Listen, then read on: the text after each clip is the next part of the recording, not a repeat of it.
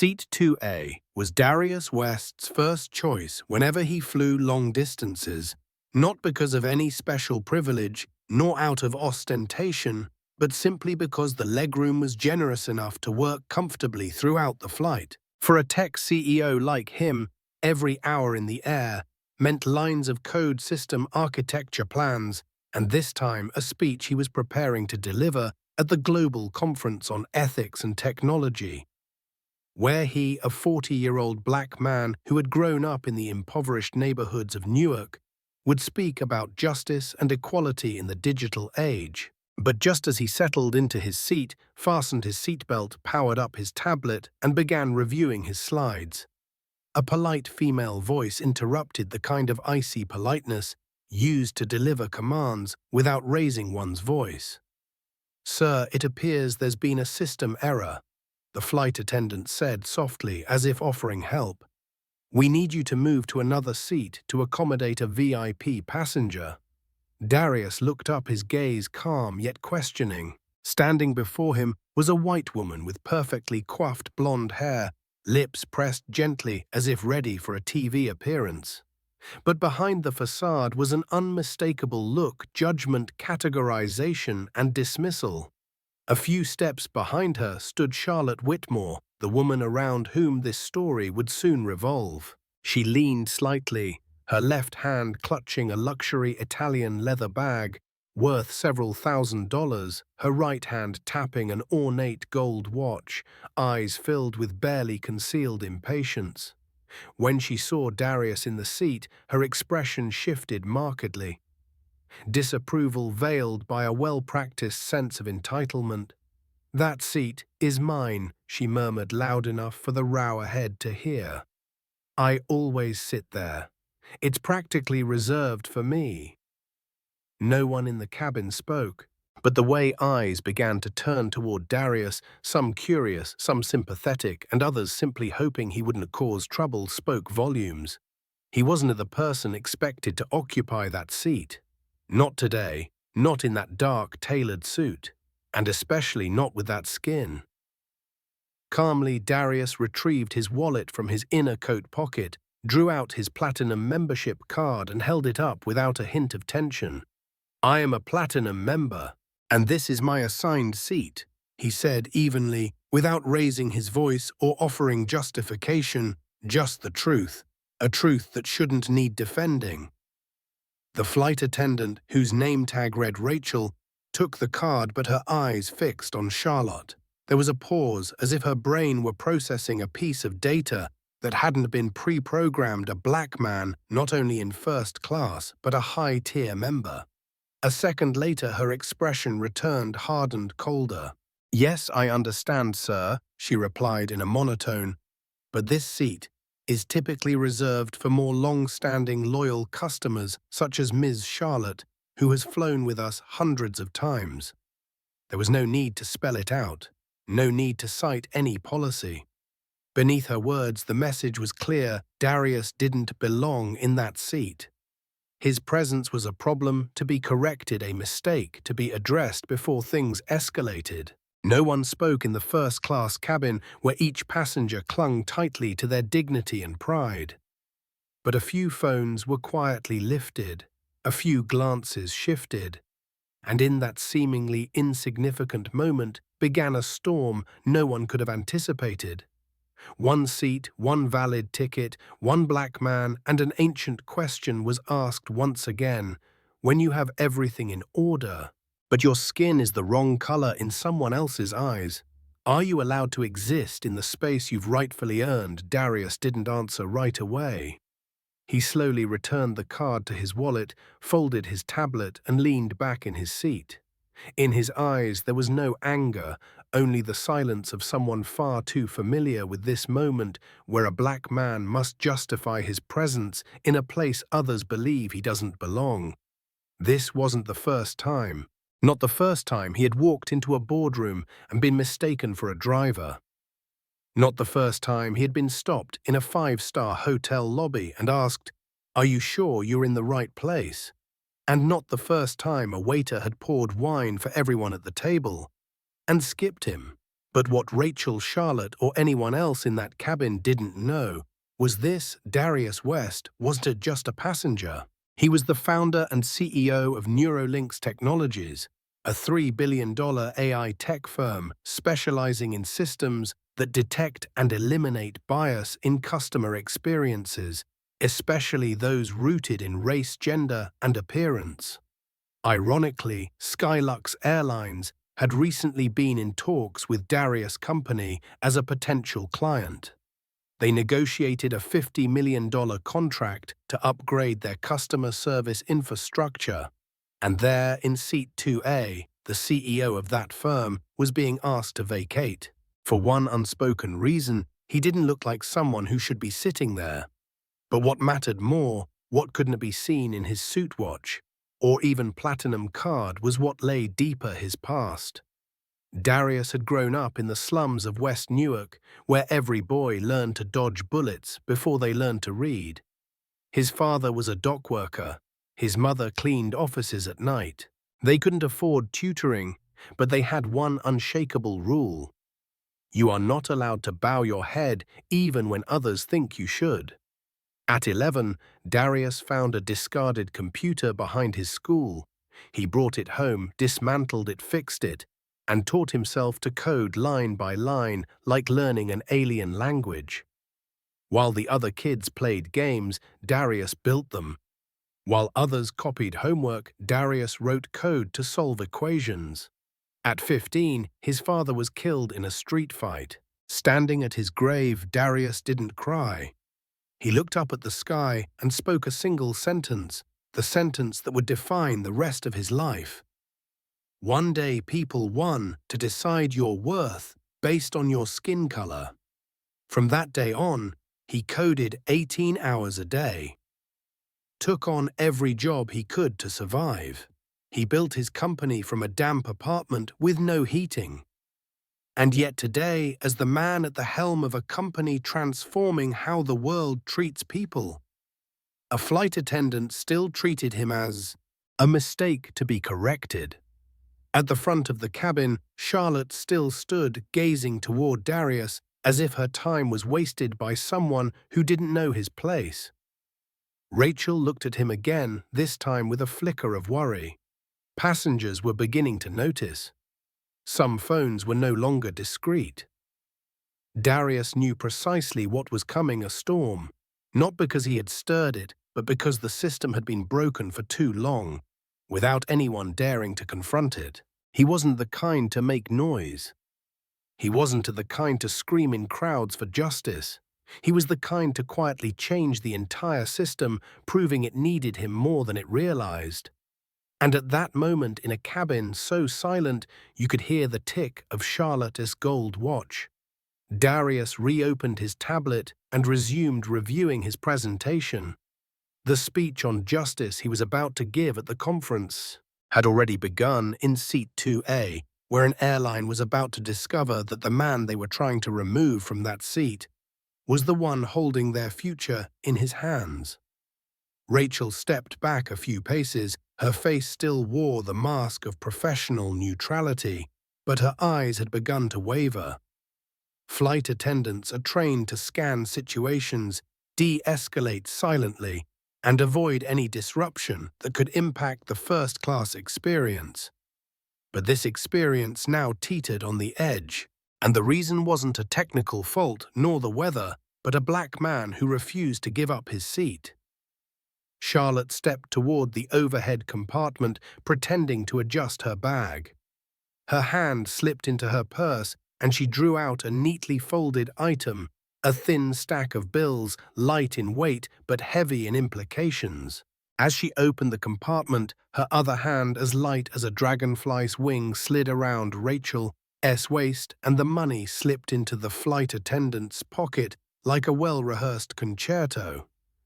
"Thanks for helping me with this situation," Charlotte said, quietly enough to be discreet, but loud enough for 3 nearby passengers to hear. No one spoke, but everyone heard.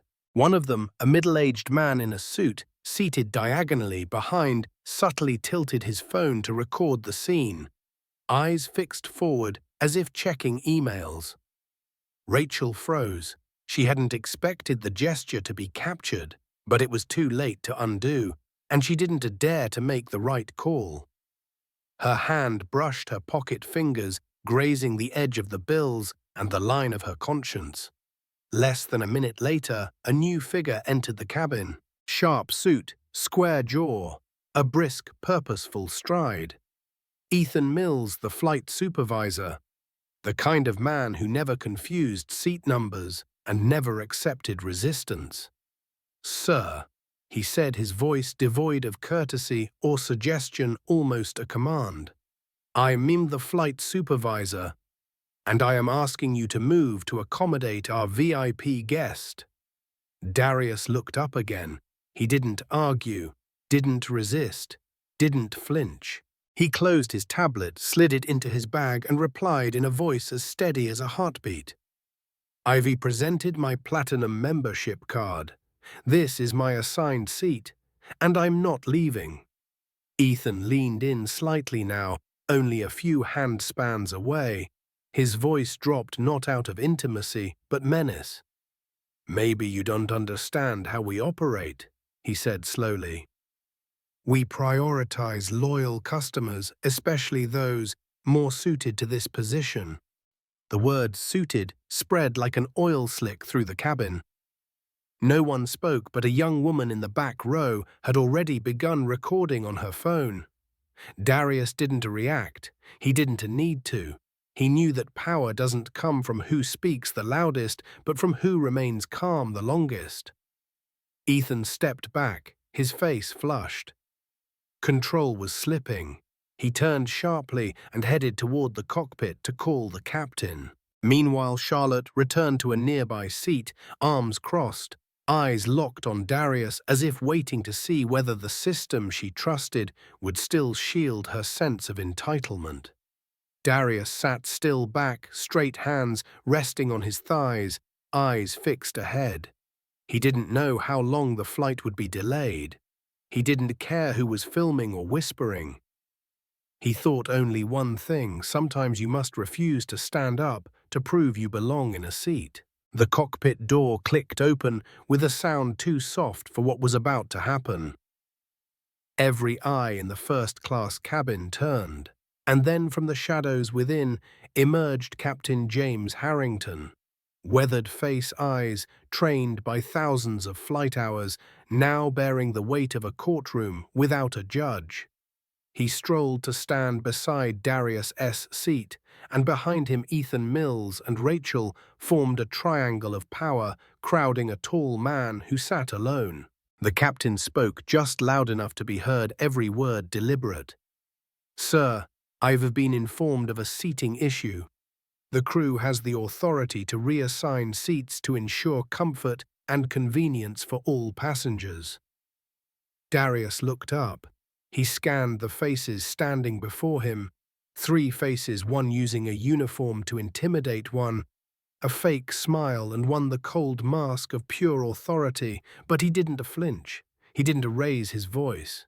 His gaze was calm, his expression bearing a faint smile, the kind that comes only when you've seen this too many times before. "Captain," he said, his voice low but steady like an underground stream, "I have a valid ticket. I am a platinum member. I chose this seat because it would provide space for working during a long flight. No company policy requires me to relinquish it just because someone else wants it more." Ethan tilted his head, sneering. The captain remained composed, though his eyes flickered with impatience. The tension was taut. Passengers held their breath. Every word and motion is now a potential point of no return. Then, as if delivering the closing line of an unjust trial, Ethan leaned in even closer this time, whispering, but loud enough for everyone nearby to hear. "If you continue not cooperating, we'll be forced to ask you to leave the plane." In that moment, time froze. Even the hum of the air system fell silent. No one spoke. No one moved. A young passenger across the aisle raised her phone, recording Ethan's face head-on. An older man in a grey suit shook his head. A young woman at the back stifled a sob. Charlotte, still nearby, sighed audibly, as if used to having the world bend to her will. And in the midst of it all, Darius sat straight. Not a crease in his jacket, not a word to escalate. Only one response spoken, with the firmness of tempered steel: "I'm not leaving." Nothing more. No defense. No explanation. Just 6 words, like 6 blades slicing through the illusion of power held by those who believed loyalty programs and skin color could decide who belonged where. The captain stood motionless. Ethan turned red. Rachel stared at the floor where the cost of silence had begun to weigh heavily. Charlotte smirked, incredulous that this man dared stall an entire system with the wrong-colored ego. Moments later, the captain gave a slight nod, not in agreement, to mark the end of patience. He turned and walked back toward the cockpit. Ethan followed, seething. Rachel trailed behind. The battle wasn't over, but it had entered a new phase, no longer controlled by attendants or supervisors, but by a higher system. A passenger muttered under their breath, "This is getting out of hand." Darius looked at no one. He placed his hands on his knees, inhaled slowly, and thought, "If I give in here, I'll no longer be myself." 5 minutes after Captain Harrington returned to the cockpit, a strange hush fell over the first-class cabin. Not the silence of peace, but the brittle quiet before a storm.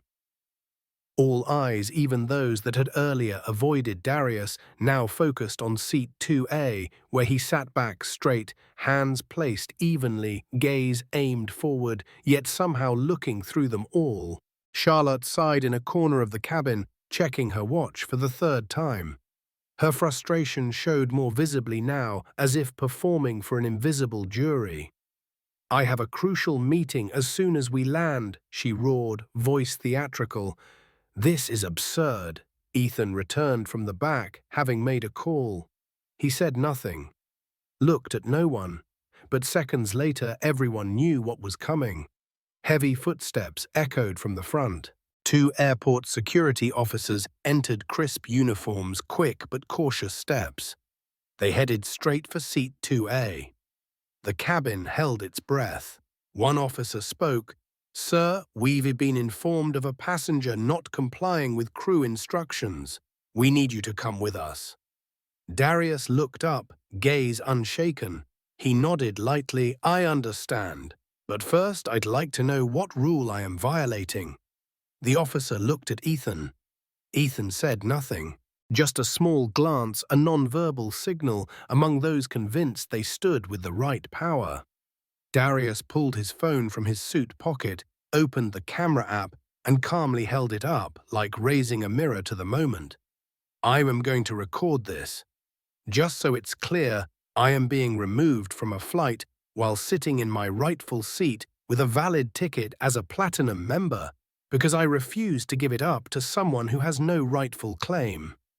Ethan flushed. "Recording isn't allowed on planes," he snapped, clinging to the last control thread, but Darius remained calm. "There's no federal law prohibiting filming as long as it doesn't obstruct crew duties. And I am not obstructing, I am just sitting." That calm wasn't just confidence, it was gravity. And now that gravity pulled attention, quiet support, and smoldering outrage from the surrounding passengers. A man nearby spoke up. "He's done nothing wrong." Another voice followed, female, shaky but firm. "I've been filming the whole thing since the flight attendant took the bribe." No one could deny it. The fight wasn't Darius versus the airline.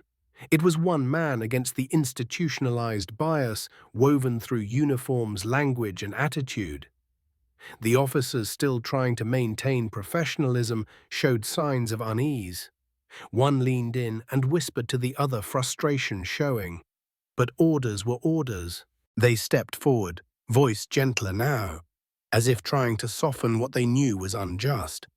"Sir, please cooperate so we don't have to use force." Darius inhaled deeply. No resistance, no struggle, He folded his tablet, tucked his papers, and stood no bowed head. No retreat. He turned the phone toward himself and spoke not loudly, but with every word hitting like a hammer. I am being forcibly removed from my rightful seat. Not because I broke any rule, but because someone else decided I don't belong here. That sentence in hours would headline thousands of posts.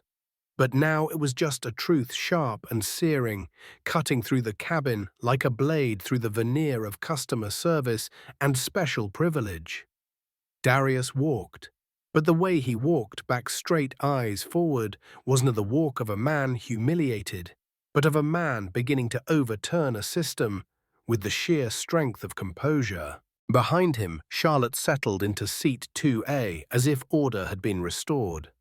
She smiled and sipped the champagne Rachel had brought. Somewhere in the cabin, someone whispered, "She just paid to have a black man removed from his seat."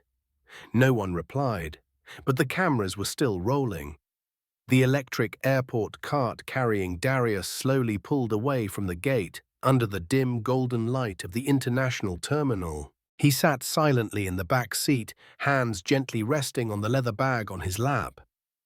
His phone, still recording, lay angled on the seat, capturing a sliver of the night sky, an image simple but powerful enough to echo the feeling of someone forced out of a place he rightfully belonged. When the cart stopped, he stepped off without looking around, without speaking to anyone.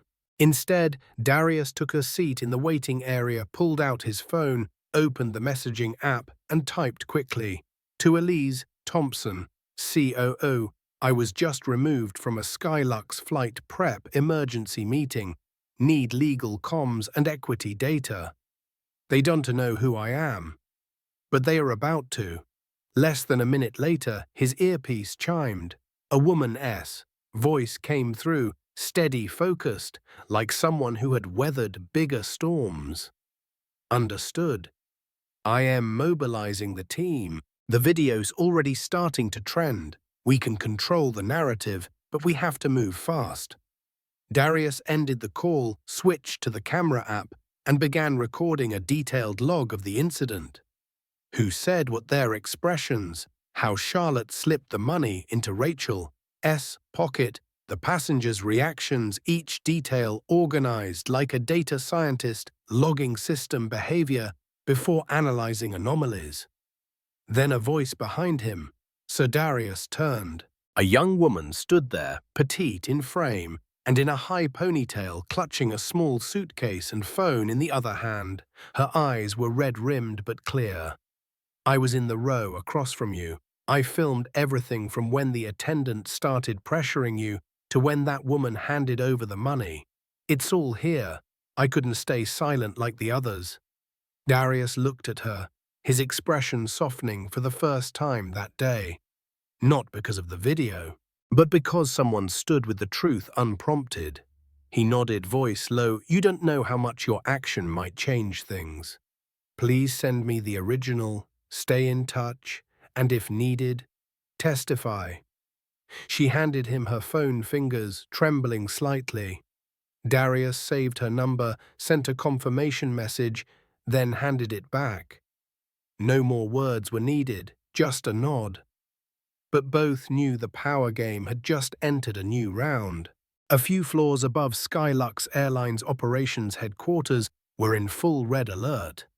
The internal network buzzed with trending hashtags, gaining traction, #SkyLux discrimination, #platinum while black, are he paid, to Laura DeWitt. The head of PR rushed into the boardroom, tablet in hand, displaying the latest viral headline, "Black CEO removed from first-class seat for not looking like he belonged." She looked up at Richard Brooks, CEO of SkyLux, who had just switched off the surveillance feed, still in stunned silence. "Do you know who he is?" Laura asked. Brooks shook his head. "Darius West," she said.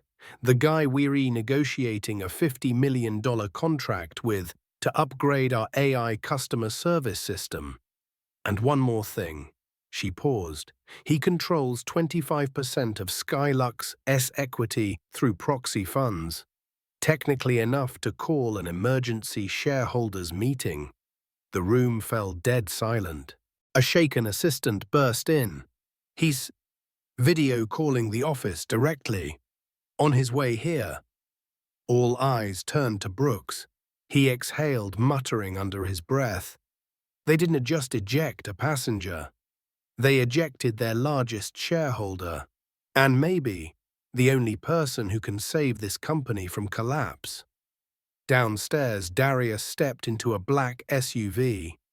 Behind him was Elise Thompson, COO, who had flown in on a private jet to meet him in person. Alongside her were the heads of legal and communications and an internal videographer. "We are ready," Elise said. "The video has 3 million views in 2 hours. CNN, The Guardian, and Forbes await identity confirmation before publishing. And we have all the footage, including Charlotte bribing the staff." Darius nodded gently. He sat quietly staring out the window. The calm inside him now wasn't from hurt, but from the knowledge that the game this system was about to be rewritten. And this time, he held the pen. SkyLux Airlines headquarters, sleek glass-clad tower just off the airport, was usually where multi-million-dollar deals were signed between handshakes and champagne. But today, the 17th floor was silent. No congratulations. No smiles. Executives shuffled in and out of the boardroom, faces drawn. Footsteps hurried, hands trembling as they flipped through papers no one could focus on. The boardroom lights were still on when Darius West walked in. The glass doors slid open and every conversation died like someone had cut the air supply. 12 people sat around the long wooden table. A few nodded awkwardly. Most didn't know where to look. Darius wore the dark grey suit that had been creased when airport security escorted him off the plane. No fresh shirt, no clean shave, no image polishing. He entered with every scar from the morning still visible, as if to say he didn't need to clean up to be worth something. Behind him stood Elise Thompson, COO of Neurolinks, and 2 senior aides. One opened a laptop and projected the video onto the main screen. The audio played loud and clear. "Sir, we need you to vacate the seat for a VIP. I booked this seat and am a platinum member. Then you can do this easily, or we'll make it difficult." "I am not leaving. Charlotte is slipping money." She whispered thanks to Rachel. Ethan's refusal to engage. And the painful silence as Darius was escorted off the plane. The video ended. No one said a word. CEO Richard Brooks removed his glasses, placed them on the table, and clenched his hands. His eyes were red, whether from anger, shame, or the realization that his company had just driven itself off a cliff with the system he once believed was stable. "Mr. West, allow me to sincerely apologize for what happened this morning.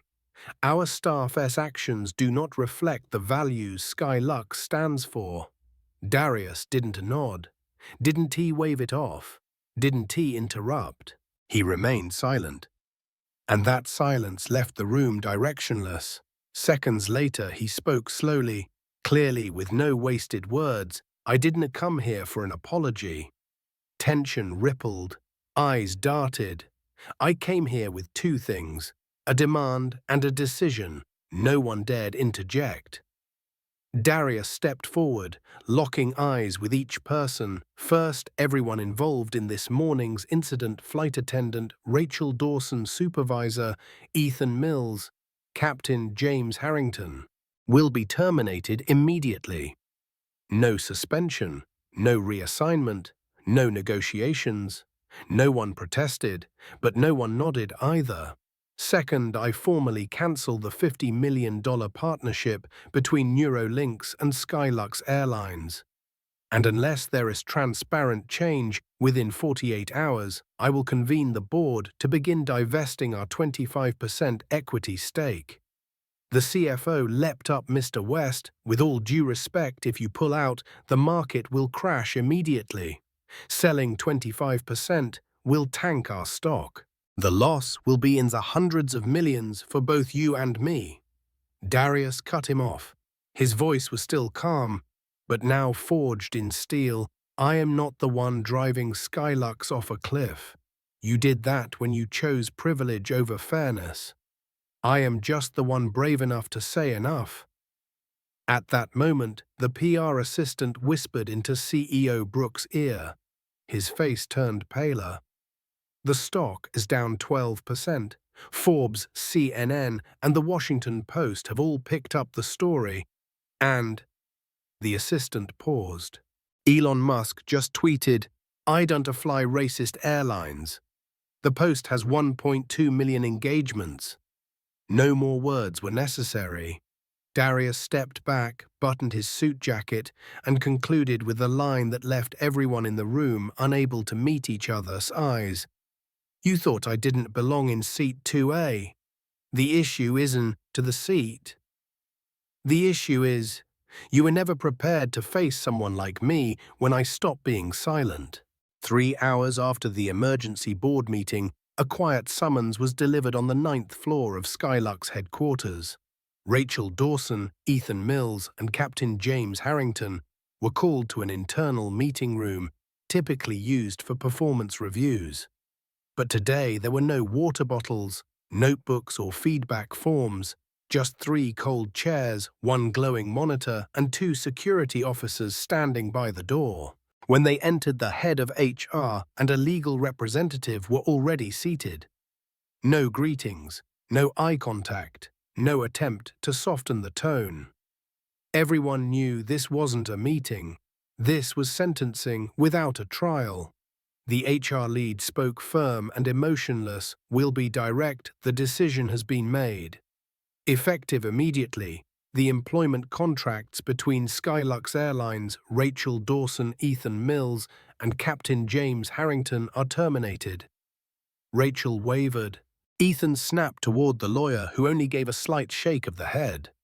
Captain Harrington sat upright, but the strength in his eyes had faded, replaced by confusion and defeat.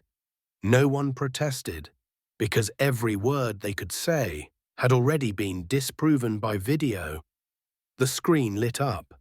Familiar scenes played: Rachel accepting money in what she thought was a discreet moment. Charlotte S. whispered, "Thanks for handling it." Ethan leaning in and growling, "We can make this difficult." And the captain silent, unquestioning, nodding along. When the video ended, Rachel broke down in tears. Not the cry of someone wrongly accused, but the sob of someone who knew they were wrong and lacked the courage to stop in time. I knew it wasn't right. I needed the job. I have a child." The HR lead remained unmoved. "We understand the pressure. However, even a single compromise with bias can destroy the trust customers have placed in us for decades. Today, your actions helped create the most damaging incident in this company's history."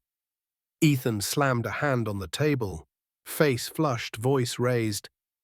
"I was following protocol. I protected a VIP. I wasn't as being racist. This got way out of hand." The legal rep finally spoke once and only once.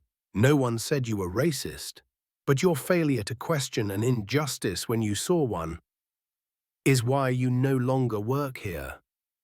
Captain Harrington, the man who once commanded hundreds of lives mid-air with just a tilt of his head, now looked down, hands trembling. "I didn't see Charlotte give the money. I thought they were resolving a passenger issue." The HR head met his eyes this time with a touch of sadness. "You are the captain. When you choose silence over seeking the truth, you abandon the highest role in the cabin, the one meant to stand for justice, not authority. And the passenger you approved to remove holds 25% of this company's equity."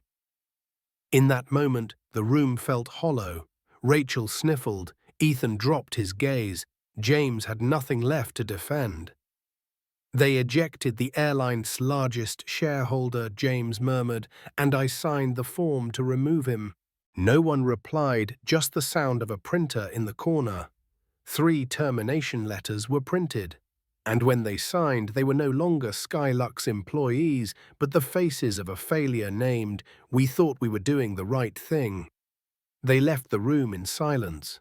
No goodbyes, no glances back. They passed through the lobby where smiles and morning coffee greeted them once, but now everything felt frozen. A new hire whispered to a colleague as the trio passed quietly, "Those are the ones who kicked out the wrong man." The words carried no judgment, just a truth that couldn't be denied and a costly lesson for anyone who thinks just following orders is enough for forgiveness. 2 days after the historic board meeting, SkyLux Airlines issued an 11-page press release with no excuses, no mention of a misunderstanding, and no use of the word incident. Just 3 bolded lines at the top.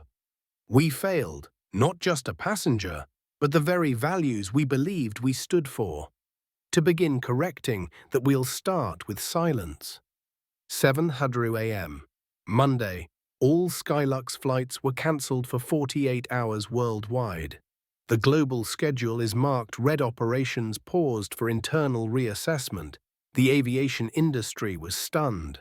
The media called it the largest commercial halt in peacetime history. At SkyLux HQ and over 60 regional offices, thousands of employees, from CEOs to baggage handlers, were ordered into training rooms where screens no longer played marketing reels but asked a single question: do you truly see the person by title, skin color, or bank balance? The training program was built by Neuralink's Darius West's team in collaboration with behavioral psychologists and cognitive bias specialists. Unlike past ethics workshops that felt obligatory, this program dismantled corporate facades, forcing every employee to confront unconscious patterns, gut judgments, and the choice to stay silent in the name of safety at the cost of justice. At a session in Atlanta, a senior flight attendant sat silently all morning. In the afternoon, when asked, "Have you ever witnessed something you were ashamed not to speak up about?" she hesitated, then broke down. "Once, I saw a black boy pulled off a flight because they thought he stole his ticket.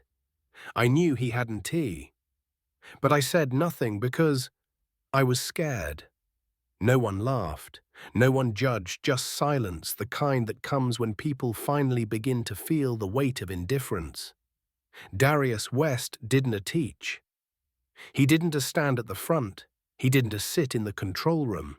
But he walked silently through every training room, looking into the eyes of those who once served first class without seeing the person. At a Dallas session, a systems engineer approached him quietly. "Aren't you angry? They humiliated you in front of everyone. And now they take a few classes and that's it." Darius just smiled, not a smile of forgiveness, not of pride, but of someone who understands justice doesn't come from forcing someone to kneel. It comes from making sure they never again bow to what's wrong. "I don't need them to bow to me," Darius said. "I just need them to raise their heads when they see injustice and have the courage to step forward." That evening, CEO Richard Brooks stood in a large internal town hall before 600 employees in the main auditorium, with thousands more watching online. He didn't read from notes, didn't use slides, just a hoarse voice and eyes hollowed by sleepless nights. "I've flown to 62 countries in 18 years. But I've never seen a single flight change the entire course of a company like the one we lost last week. We chose to ignore a man, ignore the truth, ignore our conscience, and the cost was the trust of millions who believed this airline stood for dignity. But if the mistake was real, then the chance to make it right must be just as real." He stepped aside and invited Darius to the stage. The room stood not to applaud, but to share a moment of silence to listen truly. Darius stood there, offering no speech, just a single sentence: "Thank you for stopping. Thank you for not calling this a PR incident. And thank you for letting me not be the one erased from the story, but the one invited to rewrite a new chapter in it." 7 weeks after leaving SkyLux, Rachel Dawson stood before a 3-story unmarked grey brick building, holding a small bag, face bare, no makeup. She no longer wore the pristine uniform or flight crew badge. She was simply a woman entering Second Horizon, a rehabilitation and reintegration program founded by Darius West. No press, no cameras, no titles. People who had made mistakes were trying to relearn how to be a healthy part of a society they had once helped harm. "I am not a bad person," Rachel said. "But that day I was a coward." On her first day, Rachel sat quietly at the back. She listened to lectures about cognitive bias, the power of silence, and the fear of isolation that kept so many from standing up instead of standing aside. When it was her turn to speak, she choked up, then confessed, "I took the money even if it was just a little. Not out of greed, but because I thought this will blow over. No one is recording." But they were, and I had no way out. For a month, she couldn't find a job. Some employers rejected her outright after recognizing her as the woman from the video. Others didn't reply. One even returned the clip with a note, "We cannot hire someone who didn't recognize right from wrong." Ethan Mills was different. He entered the program guarded, defensive, even dismissive. At first, he called it performative ethics therapy. He said, "I am not racist. I didn't use slurs. I followed protocol. Why should I be held responsible for how others feel?" But by the 6th session, after a role-play where he was cast as someone mistreated solely due to a minority-sounding surname, Ethan couldn't speak. He sat in silence, then lowered his head. I realized, I am not a bigot, but I enabled bigotry because I was afraid to confront it. Captain James Harrington, once the embodiment of calm and command, nearly broke down upon starting the program. He didn't know how to rewrite a CV from scratch. No one wanted to hire a pilot who had been publicly shamed for enabling discrimination.